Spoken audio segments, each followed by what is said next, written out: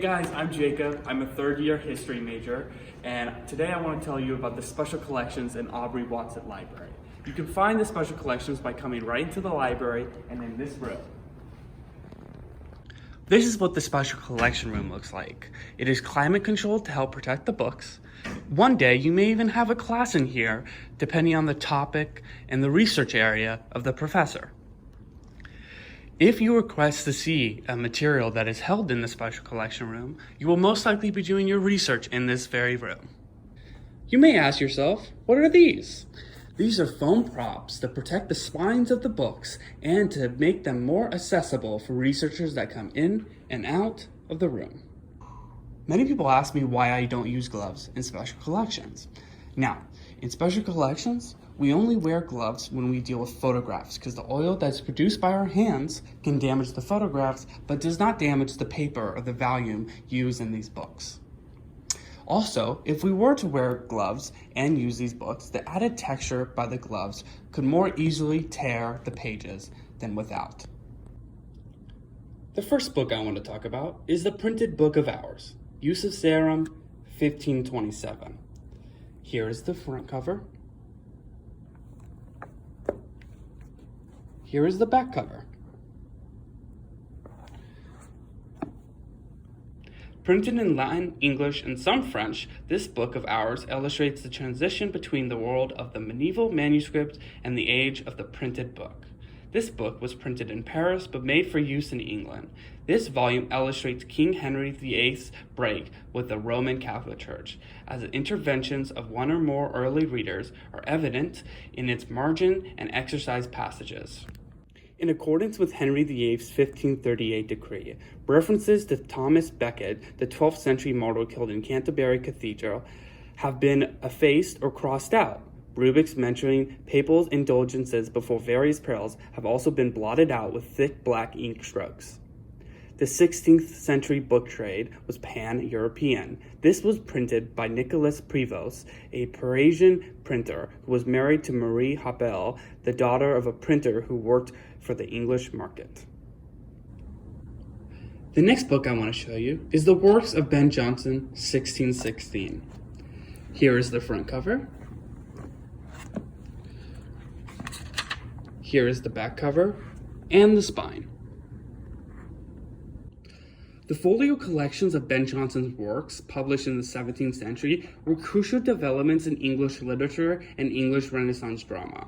The first folio collection, issued in 1616, treated stage plays as serious works of literature instead of popular ephemera, at the time a controversial position. The 1616 folio stood as a precedent for other play collections that followed. Most notably, the first folio of Shakespeare plays in 1623, but also the first Beaumont and Fletcher folio of 1647 and other collections that were important in preserving the dramatic literature of the age for subsequent generations. The next thing I want to show you is a project that's very important to the Lewis and Clark Library. This is the Vietnamese Portland Project. This project records oral histories of Vietnamese Americans, those who came here from Vietnam, and those who were raised here. I highly recommend that you come and take a look at this website for yourself. If you wish to listen and read oral histories, you can simply go to this website, VietnamesePortland.org, go to People, and these are the participants that we have uploaded on the website. Many are in process to be uploaded. You simply can click on a name, read their abstracts, read additional information, listen, and view the whole transcript. Important to mention that this project isn't only managed and worked on by library staff, but also student workers. This project has been at Lewis and Clark for about 4 years and has employed many student workers. The next book I want to show you is The Voyage to the East Indies in the ship the Duke of Grafton, circa 1779. Here is the front cover, and here is the back cover. The ship, the Duke of Grafton, traveled with 12 additional ships of the East India Company included in the convoy were the Granby, the Fox, the Norfolk, the Earl of Oxford, the Atlas, the General Barker, the Alfred, the Earl of Talbot, the Ganges, the Resolution, the Worcester, and the Halswell. The account details the Grafton's voyage from Portsmouth, past Madeira, and on to Senegal, then down to Trinidad, before calling in at Cape Town. The ship then heads for Madras, then back around Sri Lanka, up to Bombay, before returning to Madras and heading on to Calcutta, picking up and dropping off various cargoes on its way.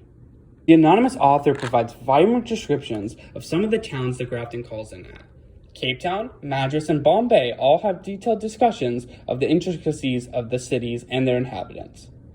Among the many and varied aspects covered include the Dutch of Cape Town, for whom the author has a special dislike for, the quote black area and the quote white area of the Indian cities, Hinduism, a discussion of the caste system, the Parsi inhabitants of Bombay and their history, the Black Hole of Calcutta, and the clothing, customs, trade, eating habits, and the marriages of people encountered. Along with the vivid reports of the places visited by the Grafton, the writer also details some of the hardships and difficulties faced by sailors at that time. The first page of the log includes a discussion on and condemnation of the Navy's practice of impressment. Quote, happy would it be for those men and for the Navy and kingdom in general, could some expedient be hit on the man, His Majesty's Navy, in a more respectable manner, and explored a practice disgraceful to the service and mocking to humanity. End quote. Also to add, during the course of the voyage, the ship is attacked by a privateer and is beset by a fever and finally afflicted by scurvy.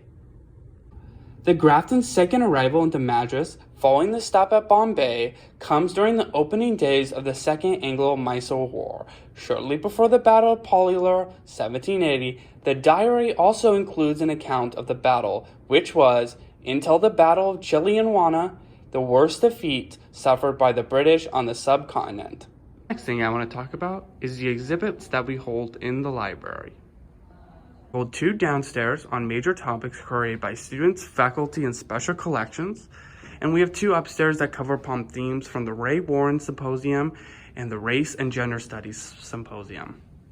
Hey guys, thanks for listening. If you have questions or anything, you can email me at jacobmohr, JAKOBMOHR, @lclark.edu. Thank you for listening again, and have a good day.